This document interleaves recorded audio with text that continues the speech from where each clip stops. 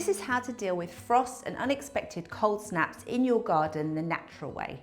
Now, frost can be a real problem in the veg garden. It can really damage tender plants like tomatoes and squash and cucumbers. What it does is it causes the cell walls in leaves and stems to burst during the freezing process, and that leads to blackened, mushy growth. It can completely kill tender seedlings, or at least set growth back significantly. Repeated frost exposure will weaken plants and reduce the yield. Plus, repeated late frost can delay planting out and therefore significantly reduce the growing season. Now, this is how to identify if you've been affected by frost in the garden. First of all, look out for any growth on the plants that is blackened or browned or slightly translucent. Seedlings may be wilted or collapse overnight. Leaves, stems and fruit may be mushy, and you may see white or silver scorch marks on stems and leaves. As a general rule, any damage will suddenly appear overnight because that's when the frost exposure is going to happen. Now, with frost, prevention is the best form of defense. We all have a last expected frost date, and you can look that up relatively easily online, but the thing to bear in mind is that it is an estimated last frost date. It is not a hard and fast date, and so it is possible to get frosts after that date.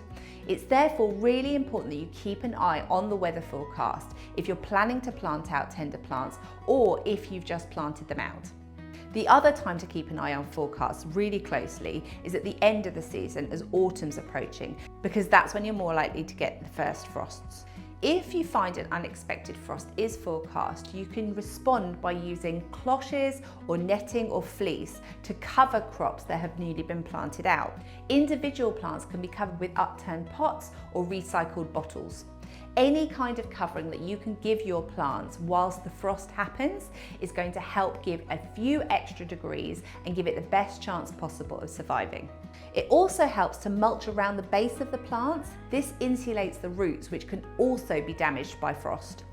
Now, you can help by managing the microclimates in your garden. For example, you can plant out tender plants near something like a wall or a fence. This is going to give it a little bit of extra protection. You can use raised beds in your garden. These tend to warm up faster, and then the soil temperatures are higher than they would be if you weren't using a raised bed. And then you can place water bottles that are filled with water next to plants that you want to protect. Water loses heat slower than air does, so the water bottles will stay naturally warmer and have a slight radiating effect, helping to keep the worst of the frost off.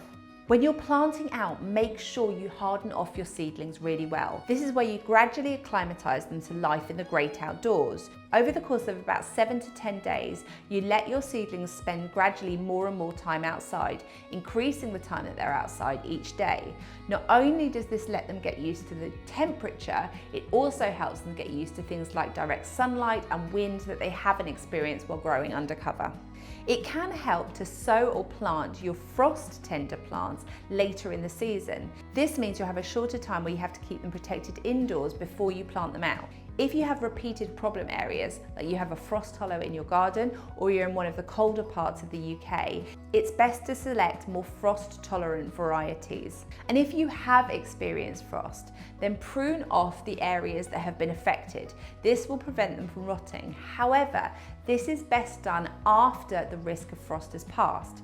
If you prune them before the cold snap is finished, it can trigger them to start producing lots of tender new growth, and this is going to be particularly vulnerable to frost. So wait till the period of frost is finished, then prune off any affected growth to make sure it can't rot and spread disease on the plant.